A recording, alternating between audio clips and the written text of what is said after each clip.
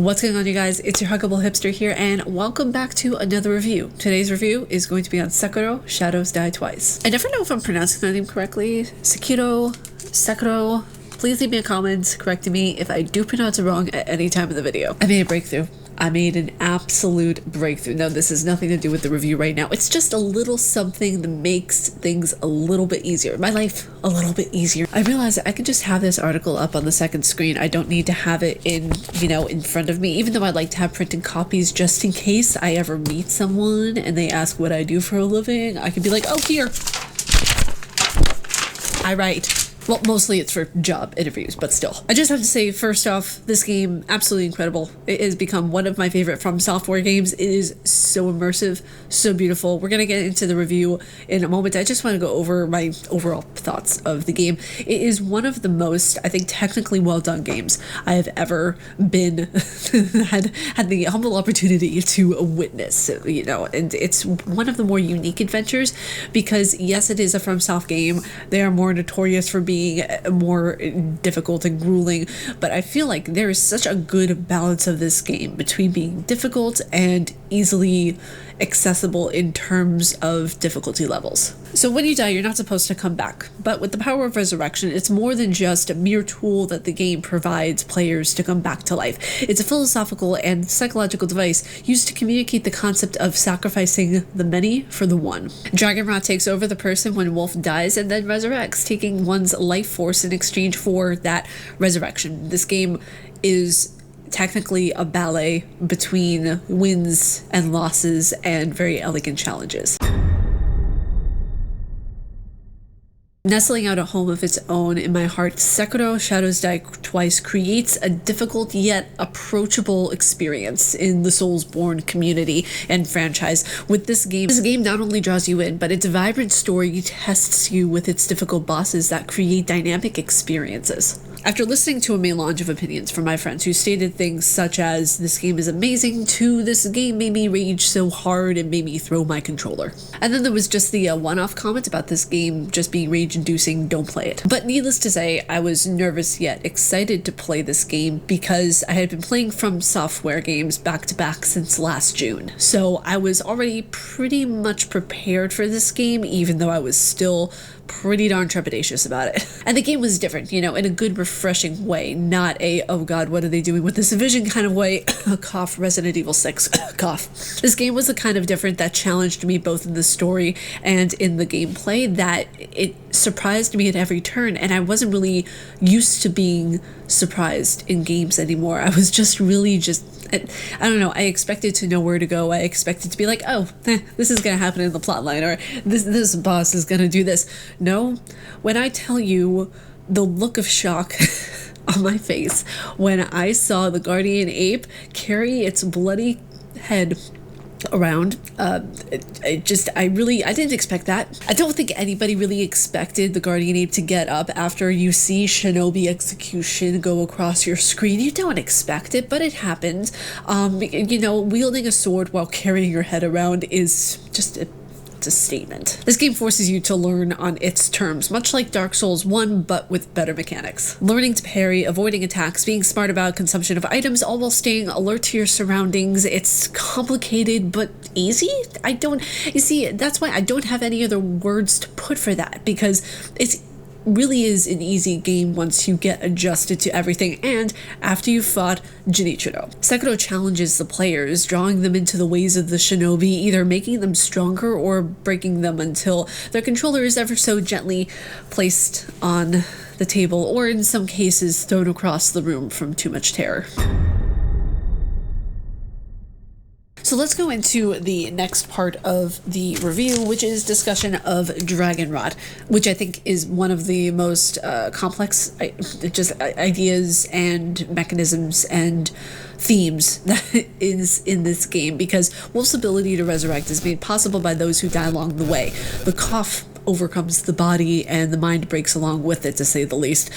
Dragon Rye is a very interesting and intriguing concept because the game is creating the narrative psychologically that if you take a life, you replace it with a death. So basically you take life to create it. Every living thing in this game, Wolf can take energy from the memorial mob to, I'm guessing, a plant, because that would coincide psychologically and philosophically where you have the narrative that everything has a living soul, so you can take energy from absolutely everything. It sounds more horrifying than it actually is, because immortality is a thing that Genichiro, Owl, and so many others in the game want to have. Since they are in a corrupted nature, they are searching for that sense of living forever that so many in many video games are searching for. Immortality is a tasty treat for the wicked and teasing mortals that want it, but those who have it in the world of Sekiro want to be rid of it from their bodies, and like a plague, they need it to be exiled entirely. Let's go into the next part of this review, which I think it's going to be the more controversial part that I'm going to talk about, because when writing this, I wanted to be honest in my opinion with you guys, which I know that's a very delicate line to cross because there's so many times when I see journalists getting crap for writing about their opinion, and it's nothing that's edgy, it's just something that's their opinion, and it shouldn't be something that should be hated, just something that should be respected because it just is their point of view. And you know, it's different from when people are trying to be edgy for the sake of being edgy, right? We see it all the time on Twitter, we see it all the time on social media, but when people are just being honest because they just want to have their opinion being heard, or they just want to discuss it because it coincides with the piece that they're writing about, I feel like it's unfair to judge a person based on that. That being said, what I'm about to talk about is a very touchy subject regarding these types of games. So please bear in mind the subject matter and don't act before you've listened. If I could go into all the detail in the world and explain every freaking minute of this game, I would. I may do it in other pieces, but the game is long in and of itself. I started the game in January and just finished it about, a week and a half ago. But Sekiro created an environment where you really have to work to get what you want, right? You really have to understand the narrative. You really have to understand the controls. You really have to have kind of like that clicking moment, right? To really get like, all right, I know where this is going. Let me see how far I can push myself and see where the understanding of the controls go. It maybe take a day or two, but you understand it eventually, kind of thing. This is why I bring in the character Genichiro. Genichiro is a teacher that shows you very early on in the game, actually, the moveset that you will need to know for the entire game. How to parry, how to block, how to dodge roll, how to do just all these different kinds of mechanics, right? And you learn all these movesets in order to beat the game. And what the player does with the information that they learned up until that point, that's on them. That they do with it what they please. And there will be ever revolving debate around these types of games regarding the difficulty, regarding accessibility, regarding the quote-unquote easy mode. But I feel like easy mode is kind of insulting to players to an extent, because you should say story mode, or just something that isn't like, okay, it's not necessarily easy, but it's more relaxed. FromSoftware games have built the narrative that you have to get good. And it's endearing at some points, because in the community there is this ongoing joke of get good, just skill up, power up, just get good, right? There are a lot of people who would take it way too far.